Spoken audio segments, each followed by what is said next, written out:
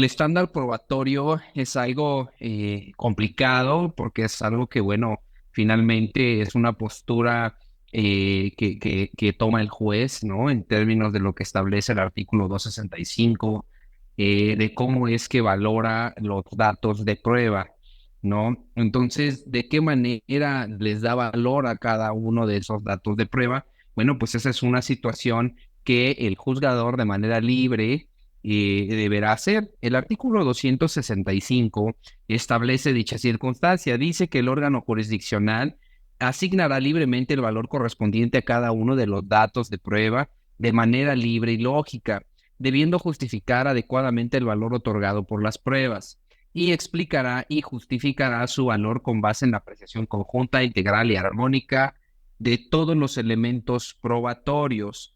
Luego entonces es aquí donde podemos, pues inicia todo, ¿no? ¿Por qué? Porque tenemos una teoría del caso, bueno, ustedes como defensores tienen una teoría del caso y finalmente esa teoría del caso pues debe de estar corroborada y debe de tener una estructura.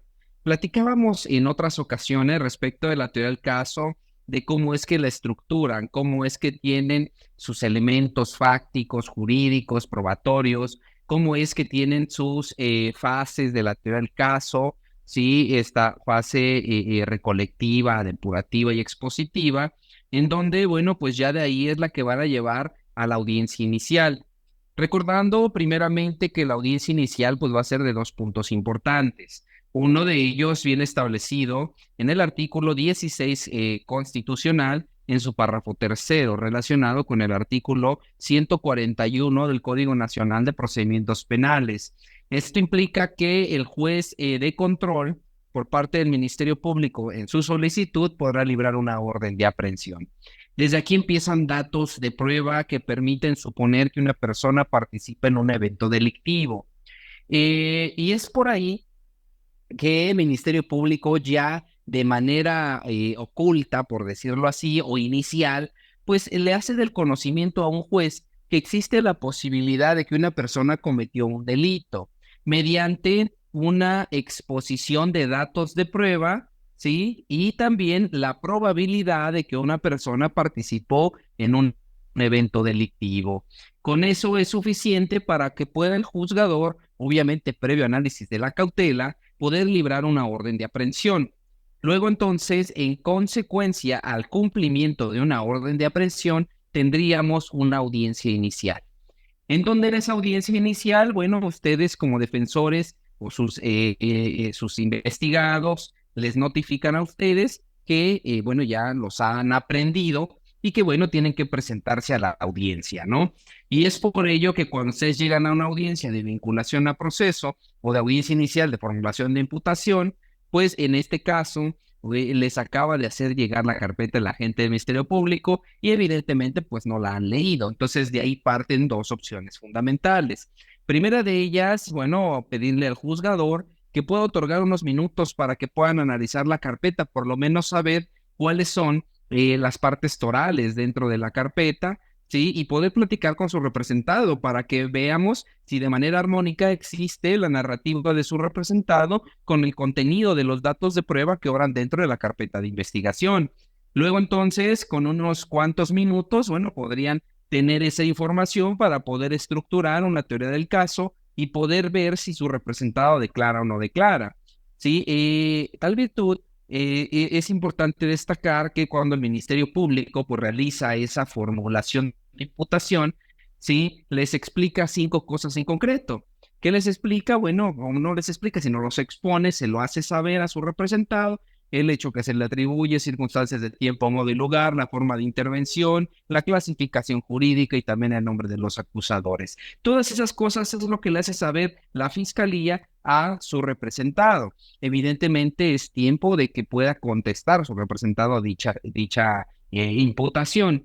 Y es aquí donde podemos partir o pueden ustedes partir como defensores de una teoría del caso, que esta teoría del caso puede ser de dos formas.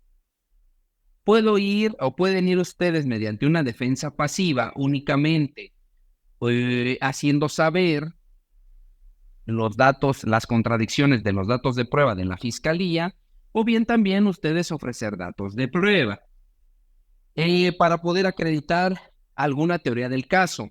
Para ello, siempre tenemos que analizar, ¿sí?, cómo vamos a ofrecer esos datos, en este caso ya medios de prueba. Si lo vamos a ofrecer como dato de prueba o si lo vamos a ofrecer como medio de prueba. ¿Y cuál va a ser el impacto hacia el juzgador el ofrecer estos datos de prueba?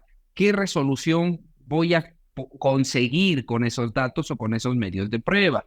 ¿Qué pretendo hacerle saber al juzgador con ese ofrecimiento? Como defensores, bueno, en algún momento puede ser que su representado no declare y simplemente, bueno, ataco las cuestiones, en este caso, de los datos de prueba que expuso la fiscalía. Por ejemplo, es importante también destacar que de un inicio, pues la fiscalía solicita una orden de aprehensión. ¿Esto qué significa? Que ya de un primer momento expuso esos datos de prueba con un juez y un juez consideró que eran suficientes para poder realizar la captura de una persona. Empero, no es una determinación para una vinculación, una orden de aprehensión. ¿Por qué? Porque la orden de aprehensión es una forma de conducción a un proceso, es decir, obligar a una persona a que se conduzca a una audiencia inicial para que tenga una investigación. Para eso es una orden de aprehensión. Tiene sus requisitos para poderla solicitar, pero lo que voy es que ya existen en ese momento indicios que permiten suponer que una persona participó en un evento delictivo y que existe una probable participación de una persona en ese evento delictivo. Tan es así que un juez de control ya autorizó la captura de una persona. Listo. Luego entonces, esta captura, ¿sí?, los arroja a la audiencia inicial. Y esto no quiere decir que con eso ya el juzgador de control que lleve la audiencia ya va a dictar un auto de vinculación porque ya otro juez ponderó datos de prueba. No es así. Viene otro estadio, quizá con un juez diverso, donde se le tendrá al Ministerio Público que exponer otros datos de prueba diferentes. Tal virtud, ya cuando se exponen esos datos de prueba ante ese juez distinto, en algunos casos, sí es que, bueno, ya el juez valorará en términos del 265 si esos datos son suficientes para dictar un auto de vinculación a proceso y que continúe la investigación. Entonces, en ese sentido, la contraparte, pues deberá de desvirtuar de cierta manera, ya sea mediante argumentos contradictorios o bien mediante un ofrecimiento de medios de prueba. Esos ofrecimientos de medios de prueba, bueno, pues pueden desprenderse en algún momento de la entrevista de su representado, si es que va a declarar. En algunos casos, sí se tiene que pensar si va a declarar su representado o no, tomando en consideración las circunstancias fácticas, sí, de donde el mismo Ministerio Público ha establecido. ¿A qué voy con esto? Ministerio Público establece circunstancias de tiempo, modo y lugar de la persona. Luego, entonces, si la misma defensa establece circunstancias de tiempo y de lugar, pero el modo no, bueno, resultaría posicionado el investigado dentro de la teoría del caso de la fiscalía y no serían elementos suficientes, a lo mejor, para poder destruir dicha teoría del caso de la fiscalía. También así, por ejemplo, si su representado ha declarado y éste establece que no participó en el evento, que posiblemente él se encontraba en otro lado, alguna circunstancia parecida, bueno, no nada más bastaría con que él establezca dichas circunstancias, sino más bien recordemos que en el momento en el que el investigado declara, pues la carga de la prueba se va a revertir. Es decir, esta información que emane del investigado deberá de ser corroborada con otros datos de prueba. Si el investigado establece y dice que en el horario que la fiscalía le estaba atribuyendo, él se encontraba en otro lugar, bueno, ¿con qué datos de prueba va a corroborar dichas manifestaciones? Entonces, por eso es importante verificar si va a hacer su declaración en su representado o no, porque pues esa declaración debe de estar sostenida con otros datos de prueba. No basta únicamente con que él declare y eso ya es suficiente para que el juez de control cree esa, de cierta manera, convicción. Pero si a lo mejor declara y ofrece algunos videos, pues esa declaración de su representado se encuentra robustecida con otra información. Luego entonces es aquí donde la información que va concatenada con la declaración de su representado, pues debe de ser idónea y debe de ser pertinente. Es decir, que debe de tener relación con el hecho, ¿sí? Y ya, ¿no?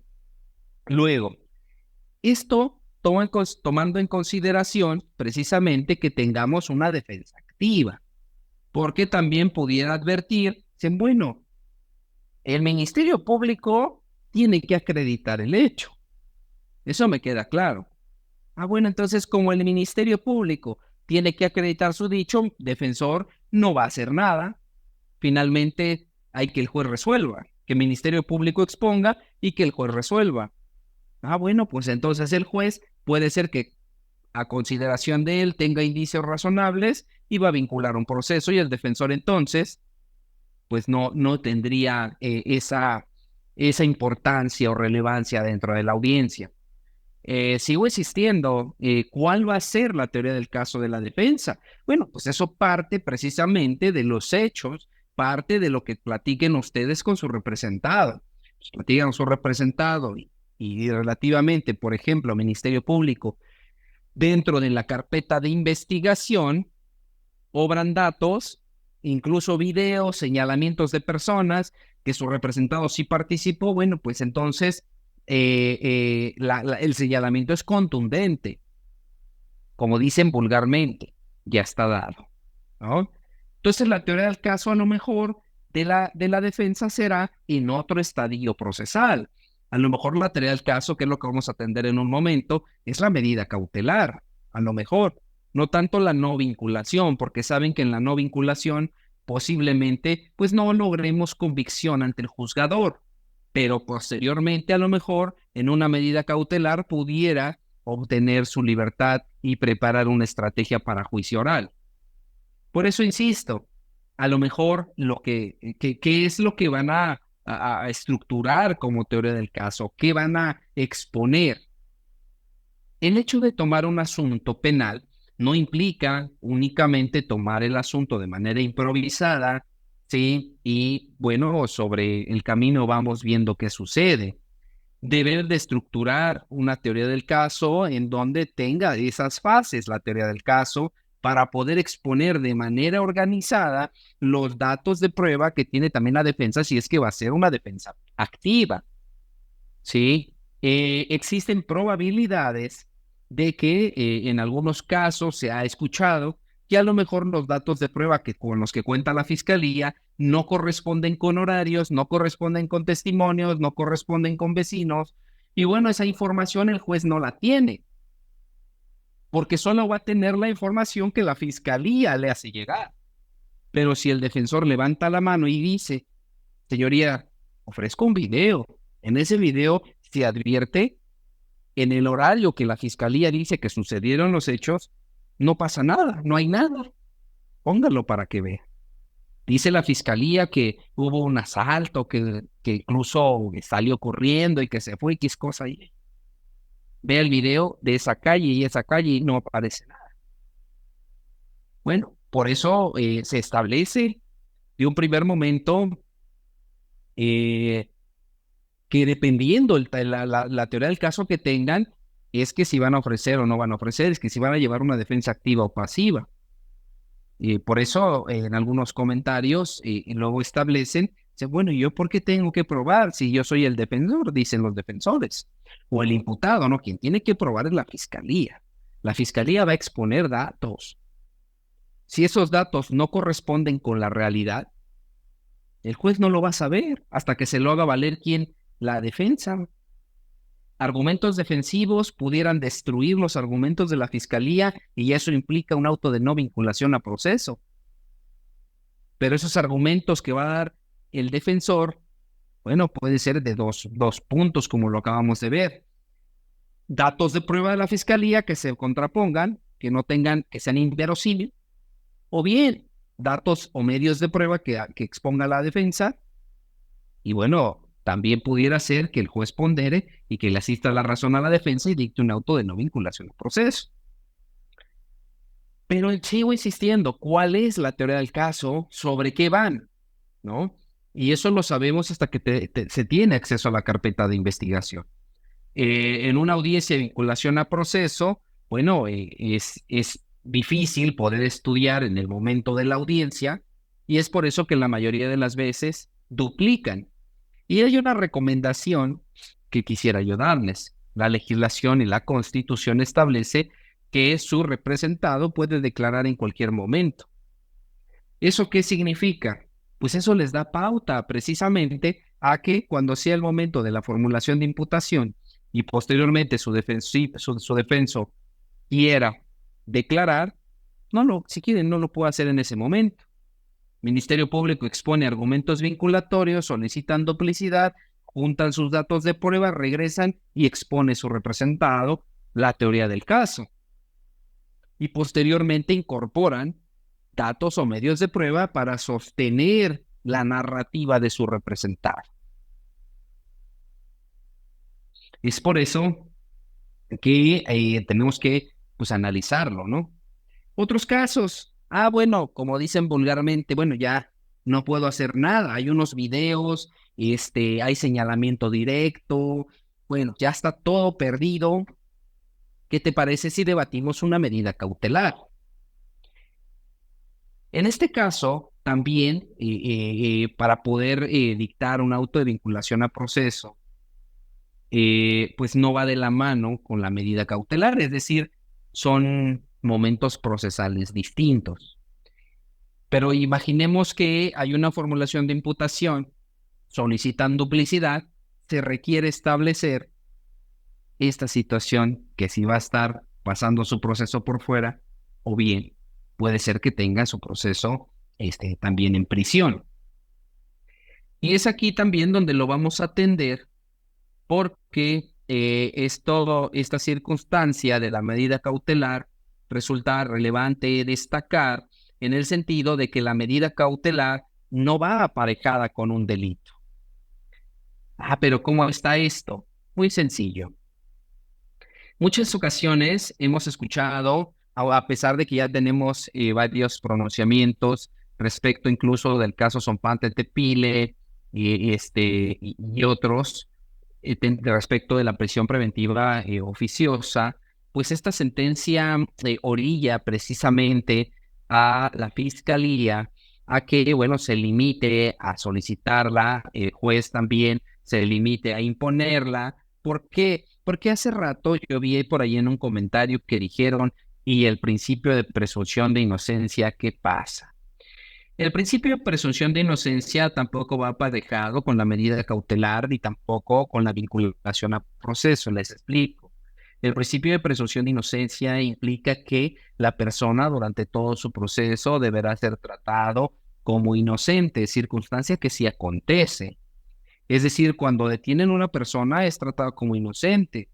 Cuando pasa un proceso es tratado como inocente. Jamás se le ha dicho que fuera responsable. Esto es hasta un juicio.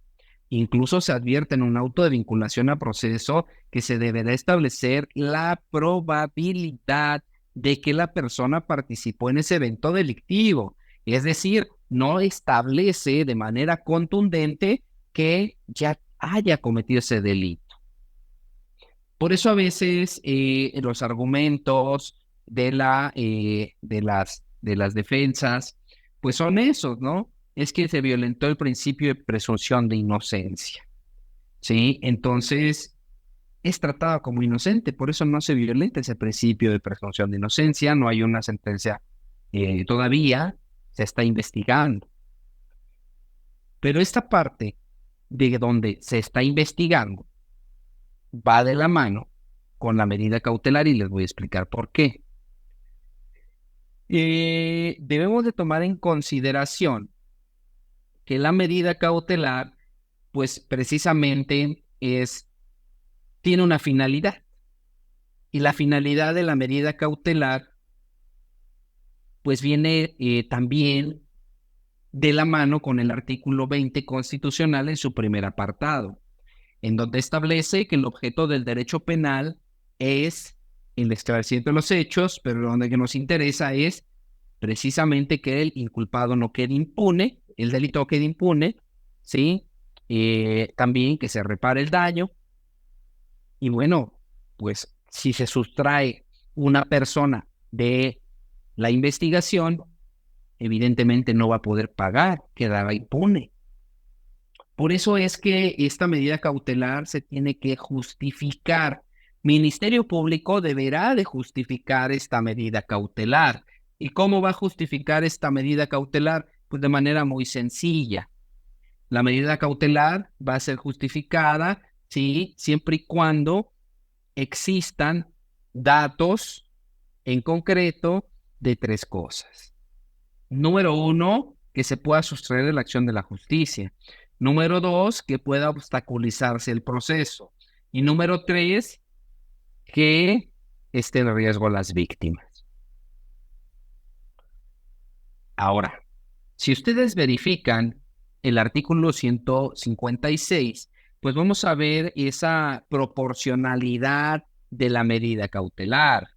Sí, y para determinar la idoneidad y la proporcionalidad de la medida, se podrá tomar en consideración el análisis de evaluación de riesgo, si es que lo hay, por ese personal autorizado de manera objetiva, imparcial, neutral y en términos de la legislación. El juez de control podrá imponer medidas cautelares tomando en consideración y aplicando el criterio de mínima intervención. También van a encontrar que para poder imponer medida cautelar deberá precisamente de realizarse un test de proporcionalidad. ¿Y cómo es que se hace este test? ¿Cómo es que nosotros vamos a justificar como Ministerio Público una medida cautelar y luego la defensa cómo puede debatir esa medida cautelar? Deben de haber datos de prueba, es decir, es un delito de secuestro, extorsión, homicidio y todos los del 19 constitucional, párrafo segundo. ¿Y eso qué? Por el simple hecho que sea uno de esos delitos, no necesariamente tendría que imponérsele la prisión, sino también pudiera tener otras medidas cautelares si el Ministerio Público no justifica que hay una cautela. Y vamos a analizarlo de la siguiente manera. Vamos a analizarlo de la siguiente manera. Imaginemos un delito de violencia familiar, ¿no? En este delito de violencia familiar, donde la pareja pues vive en un domicilio, sí, ese es su domicilio de siempre, incluso tienen ya hijos grandes, toda la cosa, y bueno, el victimario llega un día tomado y golpea a la esposa. Otro día igual y así sucesivamente hasta que ya de plano la víctima, incluso en presencia de sus hijos, y la víctima lo denuncia. Antes de la denuncia, le dice, si denuncias, te voy a matar ahora sí, ¿no? Entonces ahí tú sabes. El victimario pues no tiene otro domicilio más que ahí viven. Y entonces la víctima acude a la fiscalía y se le inicia una investigación por el delito de violencia familiar. El delito de violencia familiar no se encuentra ni siquiera en el catálogo de prisión preventiva oficiosa. El 19 constitucional todavía cuenta con ese artículo, párrafo segundo, ni siquiera está ahí. Con eso les digo todo. La pregunta que les quiero hacer es la siguiente. Este sujeto que ha violentado de manera continua a la víctima y que en el último momento le dio una golpiza de aquellas. Quiero preguntarles, ¿qué pasaría si después de la audiencia regresan al domicilio? Que sabe que la víctima lo denunció, que sabe que le está persiguiendo un delito en su contra, que sabe. La pregunta es, después de la audiencia inicial, si esta persona queda en libertad, la pregunta, ¿estará en riesgo? Pues el investigado no va a ir a otro lado más que al propio domicilio de la víctima. Y va a llegar molesto porque lo denunciaron. Es por ello que en este caso en particular existe un riesgo. La medida cautelar tiene como objetivo, de acuerdo a las circunstancias, esa situación. Miren, el artículo 170, ahorita me regreso para el test de proporcionalidad, pero el artículo 170, ustedes van a observar que dice riesgo para la víctima u ofendido. Y fíjense, dice, la protección que deba proporcionarse a la víctima o ofendido, a los testigos o a la comunidad, se establecerá a partir de la valoración que haga el juez de control respecto de las circunstancias del hecho y las condiciones particulares en que se encuentran dichos sujetos, de las que pueda derivarse la existencia de un riesgo fundado de que cometa en contra de dichas personas un acto que afecte su integridad personal y esté en riesgo su vida. Entonces, fíjense, dice que juez de control respecto de las circunstancias del hecho en concreto, existe un riesgo que la pueda lesionar. Vean ustedes, evidentemente ha sido lesionada la víctima por mucho tiempo. El objeto de la medida cautelar es el cese de esa conducta del agresor. La finalidad de la medida cautelar es que ya no violente a la víctima. Y bueno, vamos a atender el test de proporcionalidad que tanto hemos mencionado y que, bueno, ¿por qué? ¿Por qué? Explicar el por qué otras medidas cautelares no son suficientes para garantizar dicha circunstancia. Por ejemplo, tenemos la número 1, dice presentación periódica ante el juez. Les pregunto, ¿una presentación periódica ante el juez, con eso ya no está en riesgo la víctima? Pues no tiene nada que ver una cosa con otra. La exhibición de una garantía, sigue en riesgo la víctima. Embargo de bienes, sigue en riesgo la víctima. Inmovilización de cuentas, sigue en riesgo la víctima. Prohibición de salir del país, sigue en riesgo la víctima. Número 6, sometimiento al cuidado o vigilancia de una persona, institución determinada, internamiento de institución determinado. Bueno, esto está más encaminado cuando tiene problemas de drogadicción o alguna situación, ¿no? Entonces, tampoco con eso acreditan que no le va a hacer daño a la víctima. La 7ª, prohibición de concurrir a reuniones o a lugares. Bueno, tampoco es aplicable. La prohibición de acercarse a determinadas personas. Esta medida cautelar, la 8ª, pudiera tener correspondencia con el fin que queremos, que no violente a la víctima. Les pregunto, ¿será suficiente? O sea, si el juez le dice, te prohíbo que te acerques a la víctima, y él va a decir, sí, señoría, no se preocupe, no me acerco, y ya todos felices, ¿qué pasaría? Todo está al arbitrio del investigado. Es decir, él dice que no se va a acercar, pero ¿quién lo va a cuidar? ¿Quién lo va a detener? En algún momento puede llegar al domicilio de la nada y violentar a la víctima. Incluso ya no golpearla, sino incluso, como ya sabe que la denunció y que hay una investigación y que ella es la única persona que lo persigue en esta investigación, pudiera hasta privarla de la vida. Y es un riesgo que no se puede correr, ¿sí? por acá veo, dice, son meras presunciones. Debe de presentar evidencia. Bueno, en este caso en particular, no es que se presente evidencia o no. ¿Qué más evidencia queremos si le dio la golpiza de su vida? Si la violentó en las semanas pasadas o meses anteriores. Eso no es evidencia de violencia, y que esa violencia ha sido sistemática, es decir, que esa violencia ha sido incrementada día con día al grado de qué pasó ahorita, que casi la priva de la vida de tanta golpiza que le dio, ¿no? A lo mejor y no se dio una tentativa por las circunstancias, pero a lo mejor y puso en riesgo la vida, no lo sé. Pero es evidente que puede volver a violentarlo. Si es subjetivo, no hay datos, pues a mi punto de vista sí los hay. Tan es así que la ha violentado de muchos tiempos y mucha manera. ¿Y qué lo va a limitar a que no lo vuelva a hacer? El objetivo de la medida cautelar es precisamente prevenir.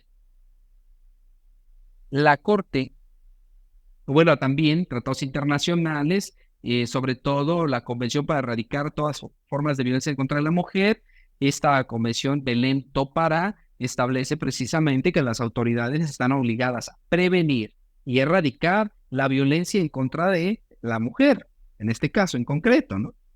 Por lo tanto, entonces hablamos de una prevención. Hay otra medida que dice separación inmediata del domicilio. Si yo saco del domicilio a la persona, ¿con eso será suficiente para no violentarla?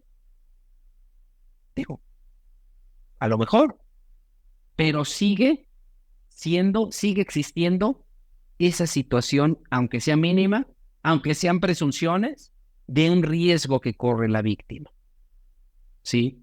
Y que incluso esa es violencia también psicológica. ¿Por qué? Porque la víctima, ¿cómo va a salir a su casa? De su casa, ¿no?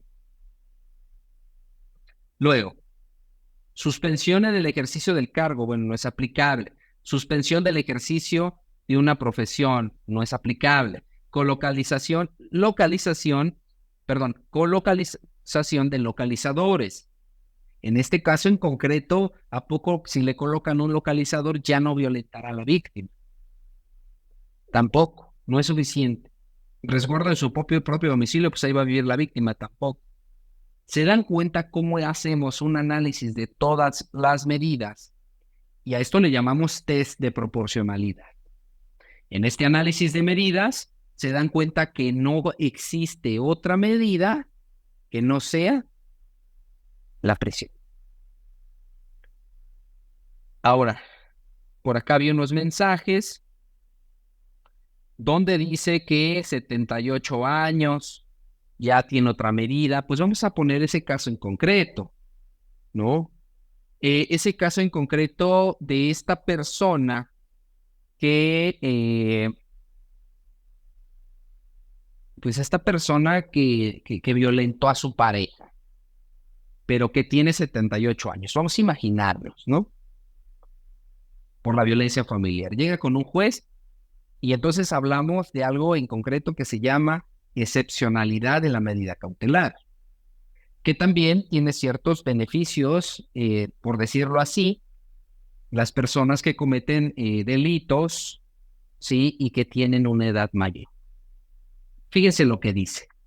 En el caso de que el imputado sea una persona mayor de 70 años o afectada por una enfermedad grave o terminal, el órgano jurisdiccional podrá ordenar que la prisión preventiva se ejecute en el domicilio de la persona imputada o, de ser el caso, en el centro médico o geriátrico bajo las medidas cautelares que procedan. De igual forma, procederá a lo previsto en el párrafo anterior cuando se trate de mujeres embarazadas o de madres durante la lactancia. No gozarán de la prerrogativa prevista en los párrafos anteriores quienes, a criterio del juez de control, puedan sustraerse de la acción de la justicia o manifiesten una conducta que haga presumible un riesgo social. En tal virtud, este artículo lo vamos a interpretar de manera sistemática, en el sentido de que no es suficiente con que tenga 70 años para poder pasar su proceso en casa, sino que tiene que reunir varios requisitos y entre ellos, pues también que a pesar de que tenga 70 años, pues el juez tomará en consideración las cuestiones y cómo sucedió el hecho. Porque una persona, por ejemplo, de 80 años, si golpeó a su pareja de tal manera que casi la priva de la vida, pues es evidente que lo va a volver a hacer. El hecho que tenga 80 años o 100 años no quiere decir que ya no vaya a violentar a su pareja.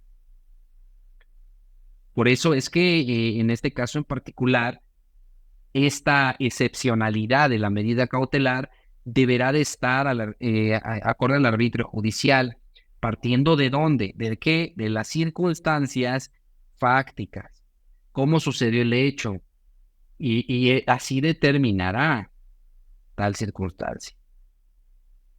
Otra parte dice por una enfermedad grave o terminal, ¿no? Pero vamos a imaginarnos que igual si su pareja tiene igual 80 años y él tiene 80 años y regresan a la persona que pase su pena en el mismo domicilio, volvemos a la misma situación. Resulta interesante esta circunstancia. ¿Por qué? Porque, bueno, insisto, regresamos a lo mismo, la medida cautelar tiene o cumple una finalidad, ¿no?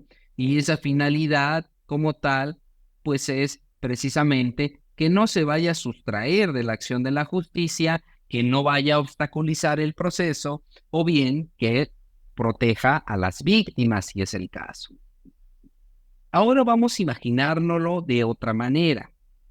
Vamos a imaginarnos que ustedes como abogados no se dieron cuenta, o más bien no se enteraron de que cumplimentaron una orden de aprehensión.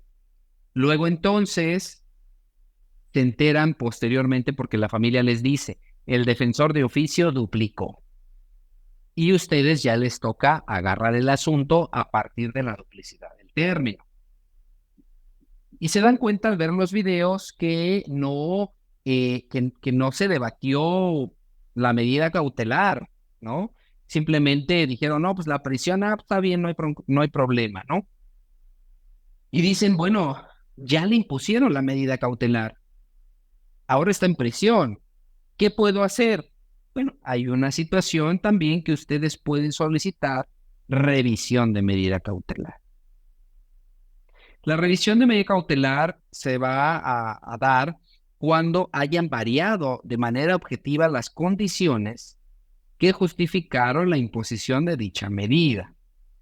Y el órgano jurisdiccional pudiera incluso sustituir, revocar o modificar dicha medida cautelar siempre y cuando hayan variado las condiciones por las cuales se impuso por primera vez la medida cautelar. Entonces sí se puede cambiar.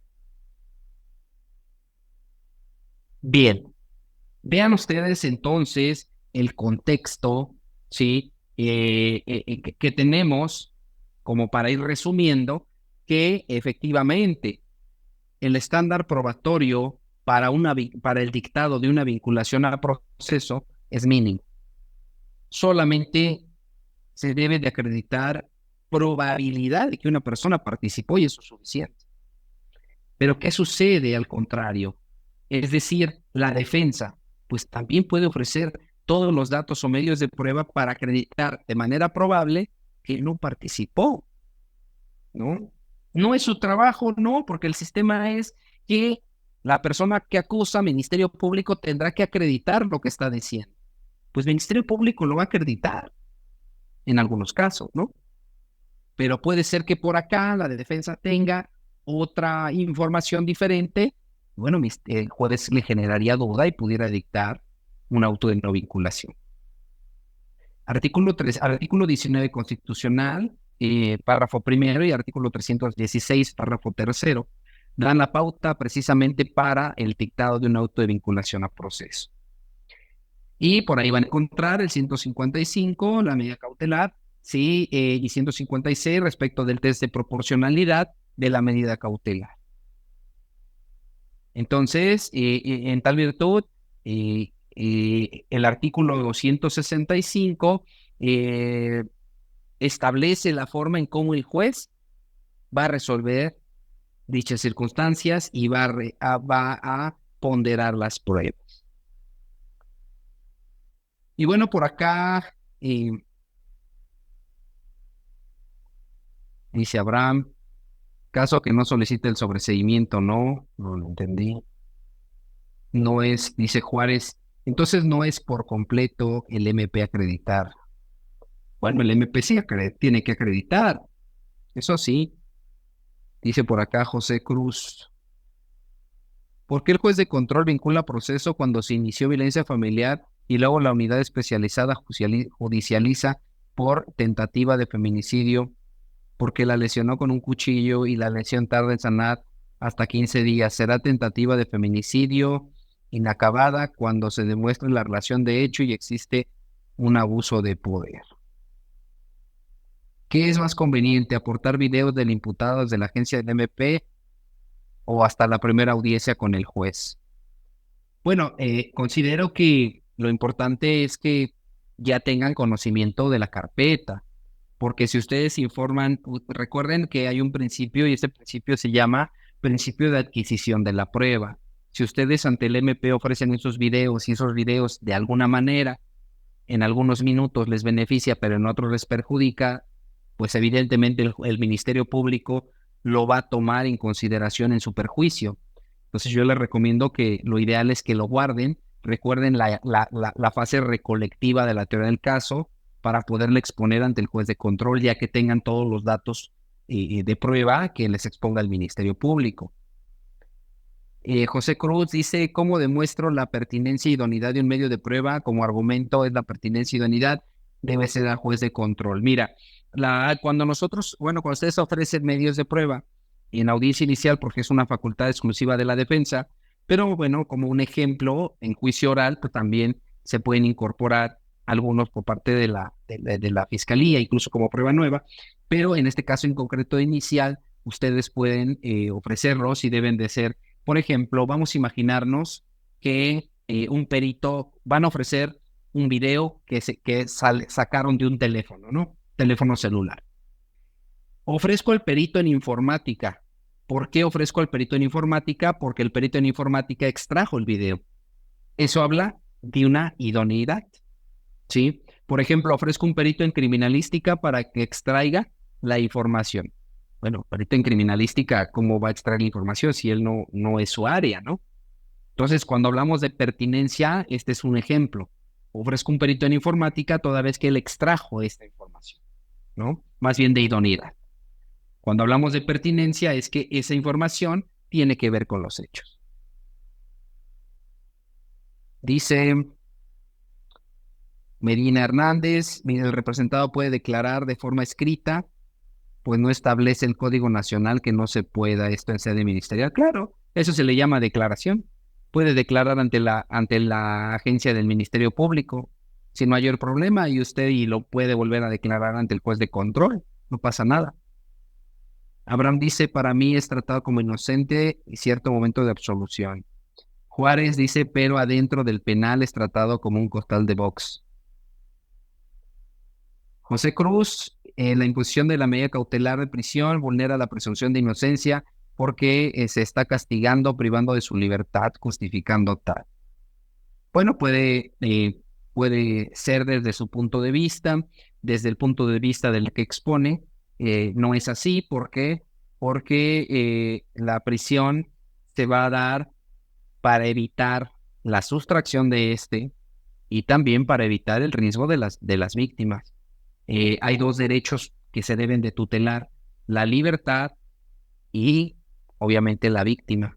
Entonces, en este caso, se debe de ver qué otra medida cautelar es suficiente. Cuando la medida cautelar distinta no es suficiente, lamentablemente tendrá que pasar su proceso en prisión para proteger a la víctima. Por lo tanto, no comparto la idea de José Cruz. Como pregunta, dice Daniel, si al ponente le gustaría estar en prisión,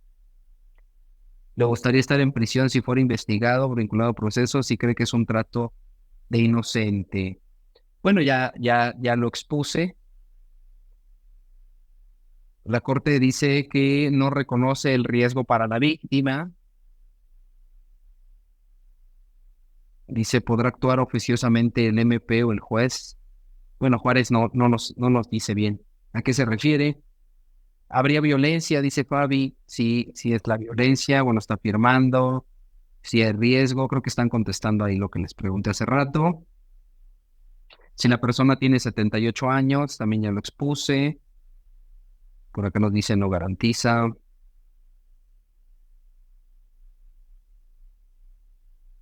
Bien, vienen como más respuestas a lo que les fui diciendo. Dice, audiencia inicial, continúa. ¿Se puede ofrecer datos de prueba que obran en la carpeta que no fueron anunciados por la fiscalía o hay que pedir un término constitucional? No, ustedes pueden ofrecerlo también. Si la fiscalía no lo expone, ustedes lo pueden hacer valer sin mayor problema. Oficiosa o justificada, dice Beto, es una pena anticipada, ya que el imputado será privado de su libertad, aunque después aparecieran datos que demuestren su inocencia.